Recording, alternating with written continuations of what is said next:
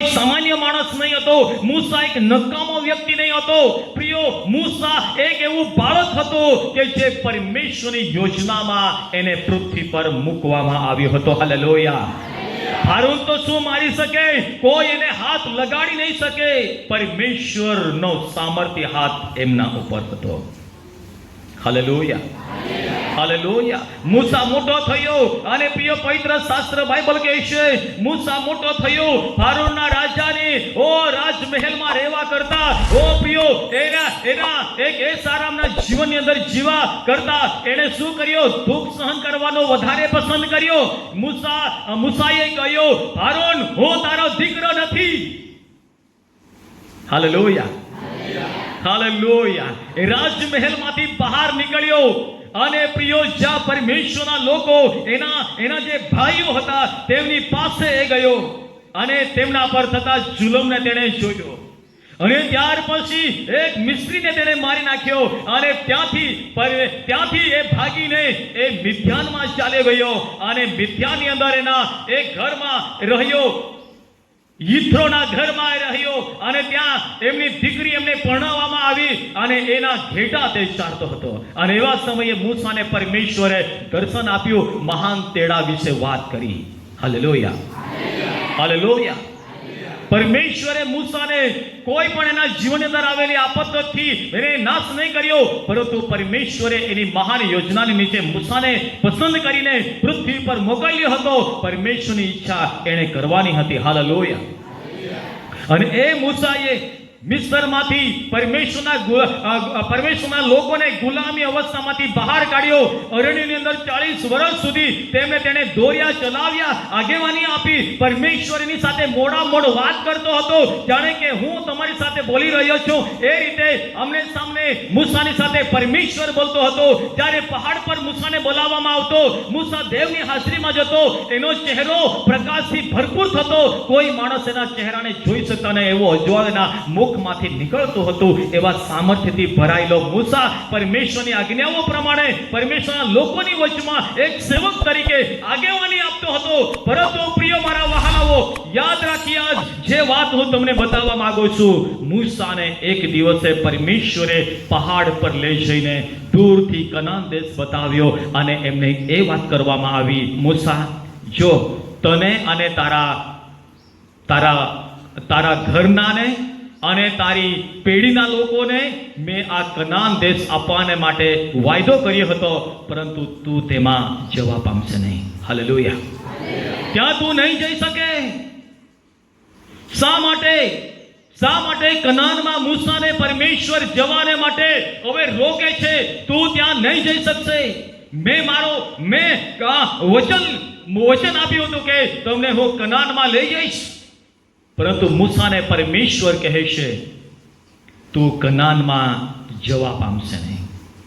Hallelujah, hallelujah. એ દેશની અંદર જ્યાં હું તમને લઈ જવા માંગુ છું ત્યાં તું નહીં જવા પામશે. શા માટે? મૂસાએ એવી કઈ ભૂલ કરી?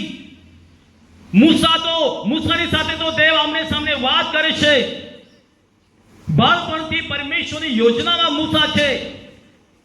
પરમેશ્વર તો દેવની હાજરીમાં બેસનારો, અને મૂસા તો પરમેશ્વરની હાજરીમાં બેસનારો પરમેશ્વરનો પ્રિય સેવક છે.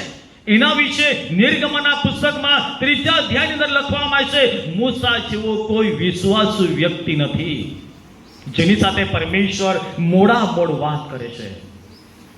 હાલેલુયા. અને એ મૂસાને પરમેશ્વર કહે છે ગણના 20 ની અંદર, ઓ પ્રિયો, તમે વાંચજો ઘરે જઈને. મૂસાને કહે છે તું જે દેશની અંદર હું તમને લઈ જવા માંગતો હતો ત્યાં તું હવે જવા પામશે નહીં. એનું કારણ શું હતું?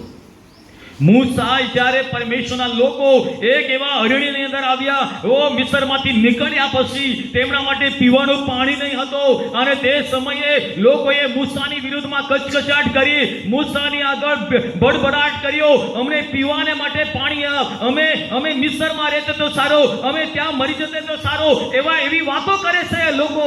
અને તે સમયે દેવ કહે છે, મૂસા, જા હોરેબની પાસે ખડક પર હું ઊભા રહીશ અને ત્યાં જઈને તું એમ કહેજે કે ખડક તું પાણી આપ.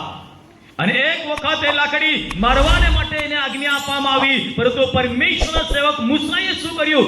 જોશમાં આવ્યો હોય. હાલેલુયા. કેવી રીતે આવ્યો? એને જોશ આવી ગયો, જેને કહી શકાય ક્રોધ. હાલેલુયા.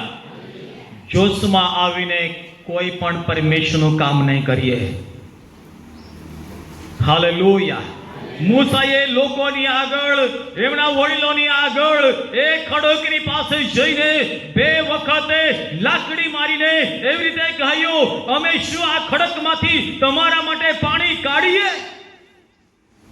અને 2 વખત ખડક પર એને માર્યું અને ખડકમાંથી પાણી તો ફૂટી નીકળ્યો, પરંતુ પરમેશ્વરનું વચન ત્યાં એવું કહે છે, મૂસા, તે આ વડીલોની સામે, મારા ઇઝરાયેલી લોકોની સામે મને તું એ મોટો નહીં મનાવ્યો, મારી પવિત્રતાને માન નથી આપ્યો, અને એ માટે તું જે દેશ હું તમને આપવા માંગતો હતો તેમાં તું હવે જઈ શકશે નહીં.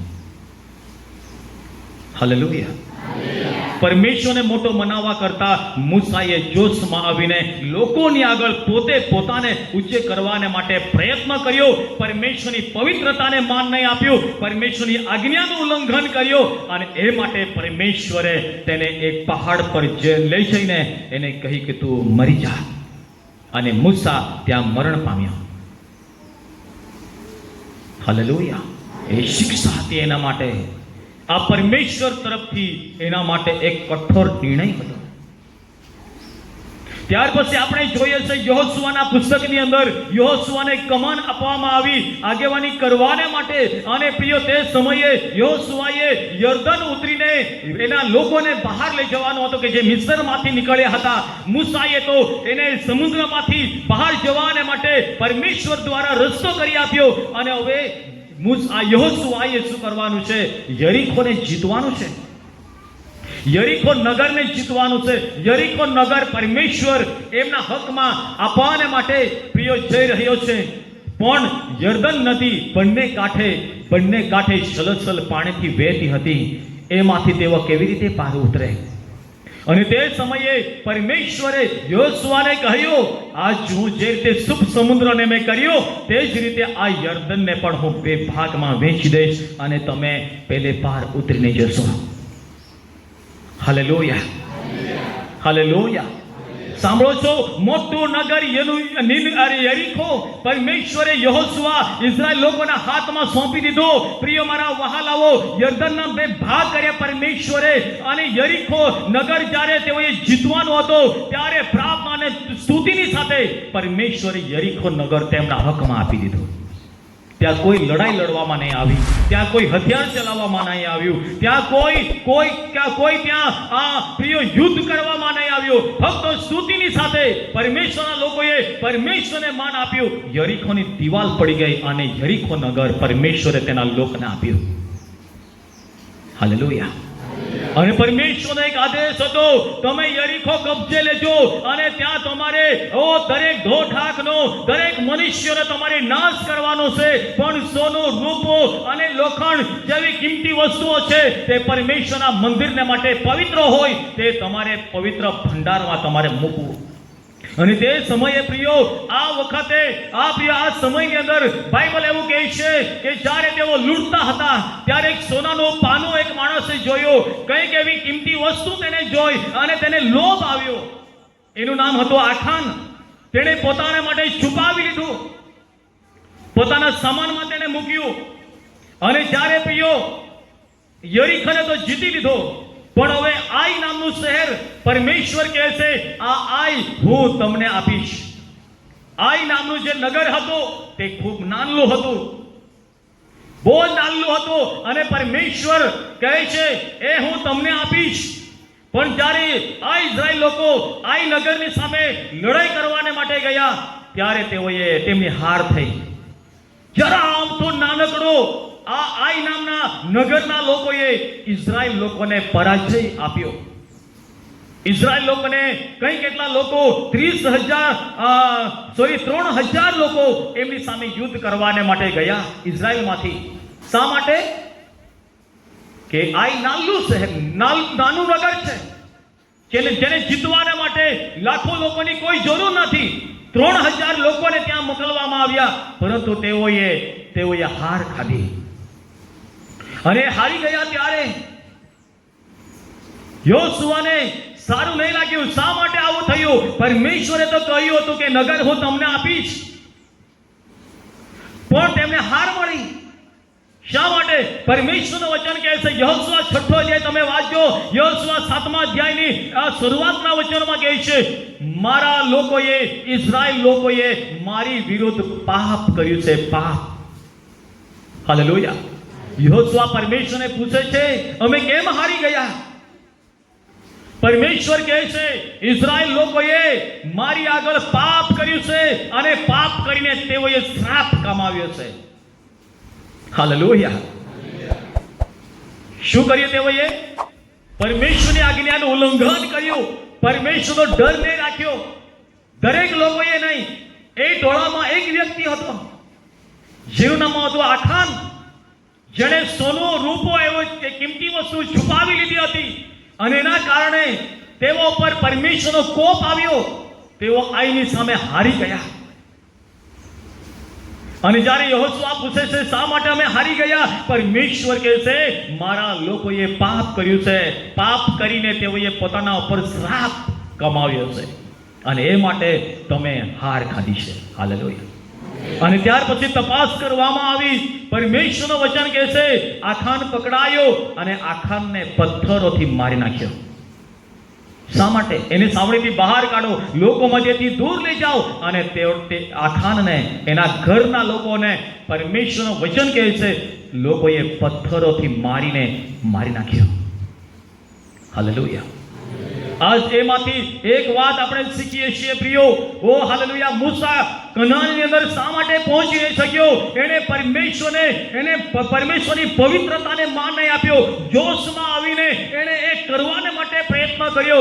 એકવાર મારવાને માટે કહ્યું, ખડક પર તેને 2 વાર લાકડી મારી. પરમેશ્વરની પવિત્રતાને તેને સ્થાન નહીં આપ્યું અને એ માટે મૂસાને પરમેશ્વર કહે છે, તું દૂરથી એ દેશને જોઈ લે, ત્યાં તું જવા પામશે નહીં, તું મરી જશે. અને મૂસા ત્યાં મરણ પામે છે. કેટલી અદ્ભુત વાત પ્રિય આપણે જોઈએ છે. યહોશુઆ આના સમયમાં યરીખો, મોટું નગર પરમેશ્વરે તેમના હકમાં આપ્યું, તેને જીતી લીધું. પણ જ્યારે આઈ નામનું શહેર સામે આવ્યું, જે નાનું શહેર હતું, બહુ થોડા લોકો તેમાં રહેતા હતા, પણ તેની સામે હારી જાય છે. શા માટે? પરમેશ્વરની પવિત્રતાને ગુમાવી દેવાને કારણે, પરમેશ્વરને માન આપવાને કારણે, માન નહીં આપવાને કારણે આઈની સામે હારી જાય છે. હાલેલુયા. અને બાઇબલ કહે છે, જેવો મને માન આપે છે તેમને હું માન આપીશ, જેવો મને હલકા ગણે છે તેમને હું પણ હલકા ગણીશ. આપણા જીવનની અંદર આપણે પરમેશ્વરને જે રીતે માન આપીશું, પરમેશ્વર તે જ રીતે આપણને માન આપશે. હાલેલુયા. હાલેલુયા.